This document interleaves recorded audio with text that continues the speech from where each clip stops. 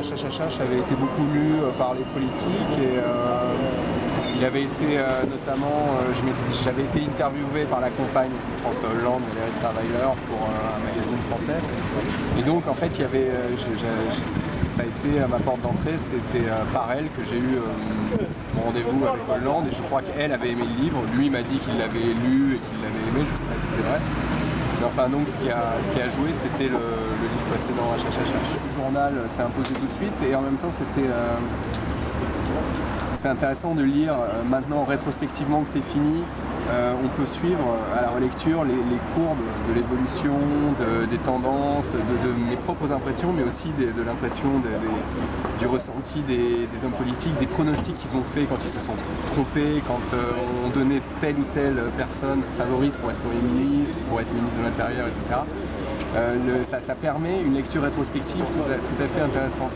Ouais, il y a une dimension théâtrale très forte et un registre, le registre dominant, à mon avis, c'est le registre burlesque, quoi. C'est extrêmement... j'ai assisté à énormément de scènes comiques pendant la campagne, à tel point que c'est quasiment la tonalité dominante, en fait. C'est la tonalité dominante du livre parce que c'était la tonalité dominante de la campagne. J'y ai pensé, mais comme d'une hypothèse fantaisiste, et donc je me suis posé la question à moi-même, si on me proposait d'être ministre, est-ce que ça m'intéresserait? En fait, la réponse est non. Je pense que c'est un métier très intéressant, mais très dur et qui excède largement, je pense, mes capacités de travail. Je pense que c'est un métier qui demande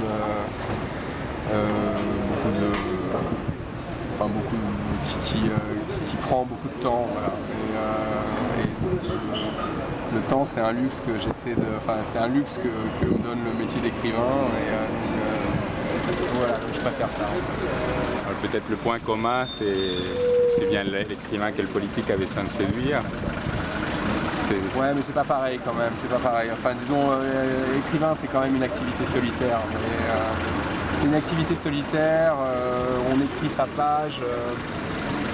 On n'est pas confronté directement au lecteur. Si on a un retour du lecteur qui est positif, on est content, mais c'est quand même très indirect. En politique, c'est beaucoup plus direct, beaucoup plus brutal, beaucoup plus immédiat. Bon, voilà, on est élu, on n'est pas élu. On se fait insulter sur un marché ou on se fait applaudir. Le contact est beaucoup plus physique. Il n'y a pas de contact physique entre un écrivain et son lecteur. Pour moi, c'est pas un livre politique, c'est un livre sur la politique. C'est pas tout à fait pareil. Ensuite, de toute façon, les catégories sont toujours... c'est très compliqué. Moi, j'ai toujours trouvé ça très compliqué de décider ce qui était de la littérature ou pas. Il me semble que de toute façon, en plus, le problème, c'est souvent est-ce que c'est de la bonne ou est-ce que c'est de la mauvaise. Moi, j'espère que c'est de la bonne, mais bon, ça, je laisse chacun en juger. Ceci dit, c'est un récit que je raconte en appliquant, si vous voulez, un certain nombre de procédés littéraires. L'écriture des dialogues obéit à l'écriture des dialogues obéit à la connaissance que j'ai du théâtre.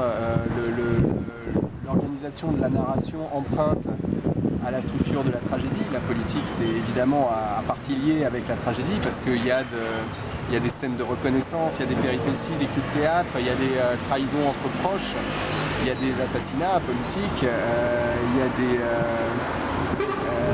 des luttes fratricides. Et puis en même temps, voilà, c'est-à-dire il y a aussi des tonalités et donc moi j'ai essayé de rendre la tonalité que je trouvais dominante, qui est la tonalité burlesque. Donc si par littéraire vous entendez qui met en jeu, qui met en action des procédés littéraires, oui, c'est un livre littéraire.